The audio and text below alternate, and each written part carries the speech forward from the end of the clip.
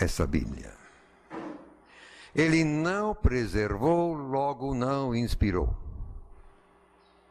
Está vendo a lógica? Ele está tirando uma dedução lógica. Quer dizer, tivesse inspirado, teria preservado. Não preservou, logo não inspirou. Eu meramente agora, eu viro a mesa. Digo, eu provo que preservou. Preservou, logo inspirou. 2 mais 2 são 4.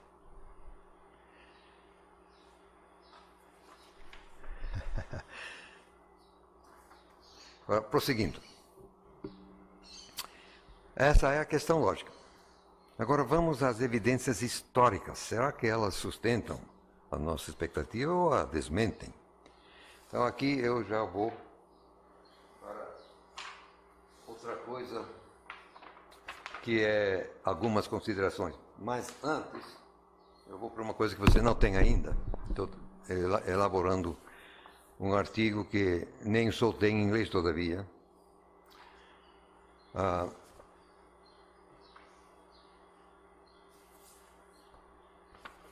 Tenho falado aqui da crítica textual no Testamento. Agora, uma crítica textual significa que tem que haver crítico, tem que ter alguém que vai fazer essa crítica. O crítico vai fazer o quê? Ele critica. E o que um crítico textual critica? Ele critica o texto do Novo Testamento no sentido seguinte: partindo da pressuposição que a redação original se perdeu, então o ofício do crítico textual é recuperar o texto perdido. Então, toda a chamada ciência, eu provo que não é ciência coisa alguma, mas o que se chamam de ciência crítica textual se prende exatamente à pressuposição de que o texto se perdeu. Aquilo que eu já disse aqui na última aula, eles misturam as evidências com as suas pressuposições e te dão um pacote. Então, a ciência, que não é ciência crítica textual, é uma mistura dos fatos com a pressuposição. A pressuposição, o texto se perdeu. Pronto. Um Hort da vida que não cria que a Bíblia fosse palavra de Deus, coisa alguma, e que se perdeu e tal, ele, coerentemente, poderia bolar uma teoria da crítica textual e está querendo recuperar um texto perdido. Eu não. Eu não defendo uma teoria de crítica textual. Eu defendo uma teoria da preservação divina do texto. Por quê? Porque a crítica textual depende da pressuposição de que o texto se perdeu. E eu nego rigorosamente que se perdeu. De coisa alguma, nunca se perdeu. Como eu nego que o texto tenha se perdido, então eu nunca posso bolar uma teoria de crítica, porque a crítica depende de um texto perdido. Se o texto não se perdeu, então crítico eu não sou. Eu sou estudioso do texto. Agora, crítico não, eu não. Eu estudo, eu não critico. Então, essa pequena diferença vai demorar a ficha cair. Quer dizer, estou vendo um e outro aí, tá? Essa ficha pode demorar, segura aí. A questão nevrálgica na briga toda é se o texto se perdeu ou não. A gente volta lá ainda.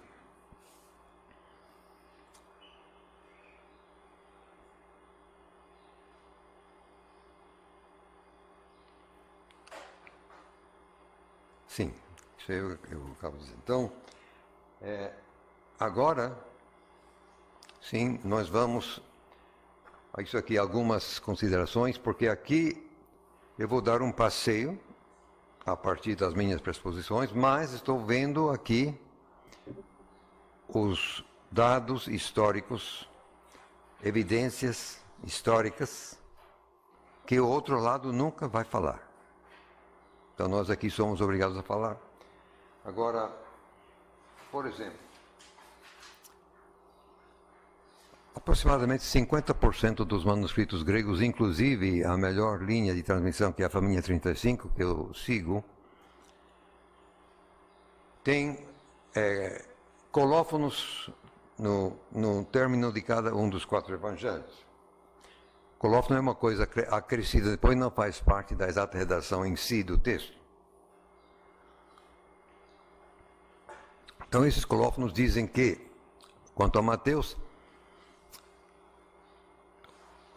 foi publicado, no sentido que, naturalmente, não havia casa de editora naquele tempo, porque solto, entregue ao público.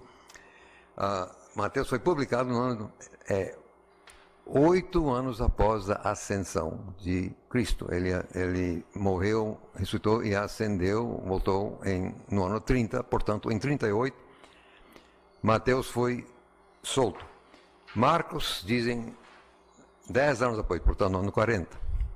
Lucas dizem 15 anos após a ascensão e, portanto, 45. E João 32 anos após a ascensão, portanto, 62. O que significa que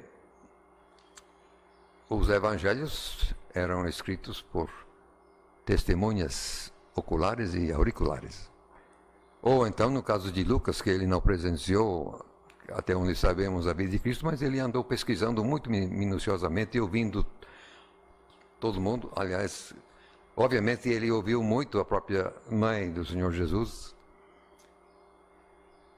O João Marcos, eu creio que ele acompanhou sempre os 12, mas ele era muito novo e não podia, para você, tinha que ter 30 anos para exercer uma função dentro da lei judaica. Então eu creio que João Marcos era novo demais e não podia ser um dos 12. Mas assim, só o Evangelho de Marcos registra aquele momento insólito, quando Jesus é preso, tem um jovem só com um lençol cobrindo, o pessoal pega ele e larga e se manda. Mas que coisa! Para que inserir um detalhe desses no texto? É porque foi ele. Eu digo que foi o próprio. Eu estava lá, tá vendo? Eu estava lá. Embora. Bom, deixa para lá. Deixa para lá.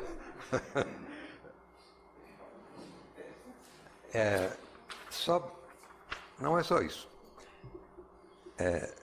Quando as covas de Qumran foram descobertas, e muito material realmente bíblico, mas quase sempre do Antigo Testamento,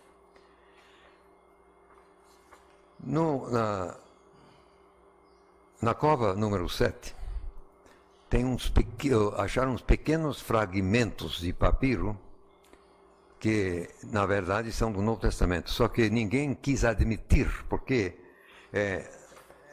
esse material, como Jerusalém foi destruído em 70 e os exércitos romanos, então fatalmente essas covas foram fechadas antes do ano 70. Então todo mundo achava que esse material era do ano 50 mais ou menos. Antes que um jesuíta por nome de Dr.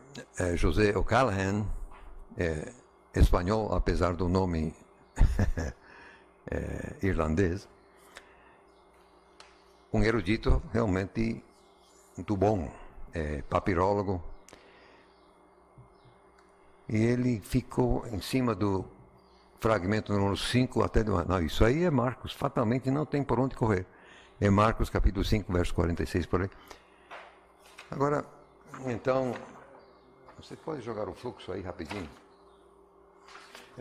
Você pode ver que eu coloco aqui antes do ano 100,